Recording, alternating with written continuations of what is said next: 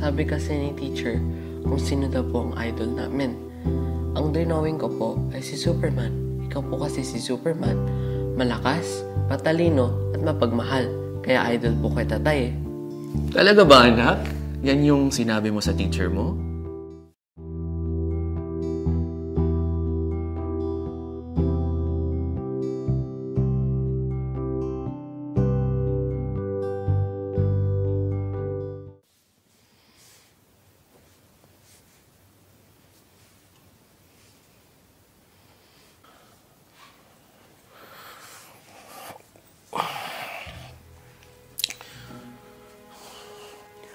O tay, mano po? Tawaan ka ng Diyos, anak. Kamusta naman po ang trabaho? Mukhang pagod na pagod po kayo ah. Ay, oo nga. Tama ka, anak. Pagod na pagod si tatay. Pero huwag kang mag-alala. Kunting pahinga lang to. Tsaka magiging okay na ako. By the way, kumusta naman yung anak ko while wala si tatay sa bahay? Tay, nagluto na po pala ako ng dinner natin. Kasi alam ko pong pagdating nyo, gutom po kayo at saka pagod. Kaya nagluto na po ako. Oo, ang galing. Marunong na talaga sa gawaing bahay yung anak ko. Naalala mo ba yung mga tinuro ko sa'yo na kung paano magluto? Oo naman po, tay. Kasi alam ko po na ako lang naman po tutulong sa'yo dito sa bahay. Kaya dapat marunong na po ako sa mga gawaing bahay, di ba? Sipag naman ng anak ko. Sa edad mong yan, marunong ka na talaga sa buhay. At alam mong proud ako sa'yo. Kasi kahit wala kang nanay, marunong kang sumunod sa mga payo ni tatay. Pagpatuloy mo yan, anak, ha?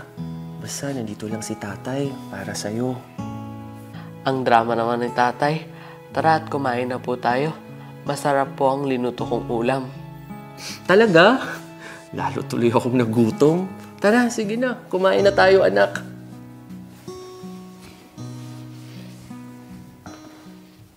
Anak, kahit anong mangyari, igagapang kita.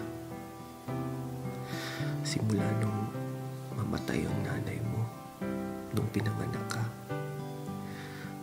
pinangako ko sa sarili ko na hindi kita pababayaan. Na kahit mapagod ako sa kakakayod, hindi ako magrereklamo. Dahil lahat ng ginagawa ko ay para sa iyo, anak. Dahil mahal na mahal kita.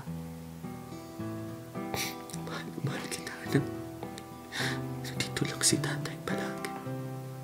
Para sa iyo.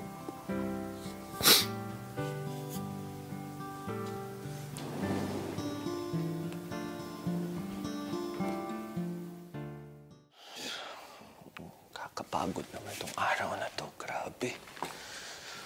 Ay.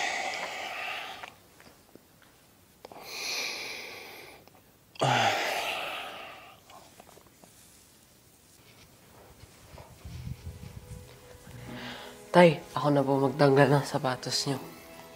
Bait naman ng anak ko. May kailangan ka siguro sa akin, ah. Wala naman po akong kailangan, tay. Ang gusto ko lang po na maging malakas po kayo, katulad ni Superman.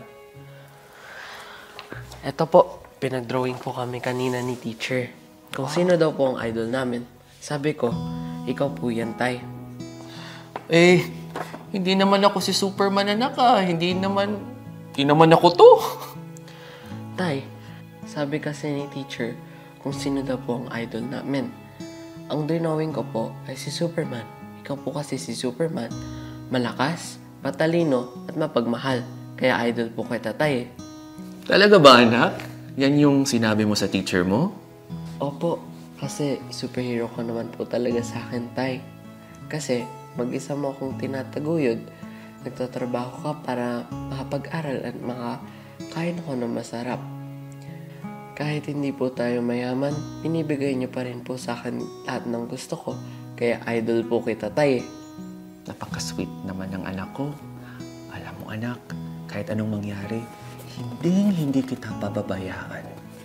Lahat ay gagawin ko para mabigyan ka ng magandang buhay.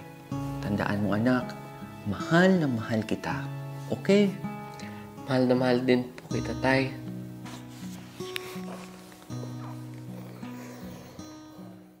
Oh anak, kunin mo na yung baon mo ha. Mag-aral ka ng mabuti, okay? Opo, Tay. Palagi naman po ako nag-aaral ng mabuti. Palagi nga po kaya akong top 1 sa school. Kasi gusto ko po kayong maging proud palagi sa akin. Proud ako sa'yo lagi anak. Kasi alam ko, napalaki kita ng maayos at mabait na bata. Yun pa lang, proud na ako sa'yo eh. Sige po, Tay. Baka maliit pa po ako eh. Love you po. I love you anak. Mag-igil ka sa pagpasok ha.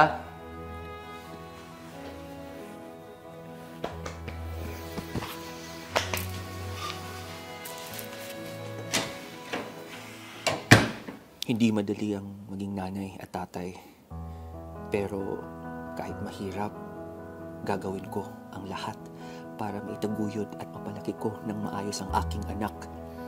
At kahit mag-isa ako at walang katuwang na asawa, alam ko magiging sapat ako para sa aking anak. Hindi man ako perpektong ama, kailanman ay hindi ako magiging kulang sa paningin ng aking anak. At habang ako ay nabubuhay, mananatiling mabuting ama ako kay Shuyan.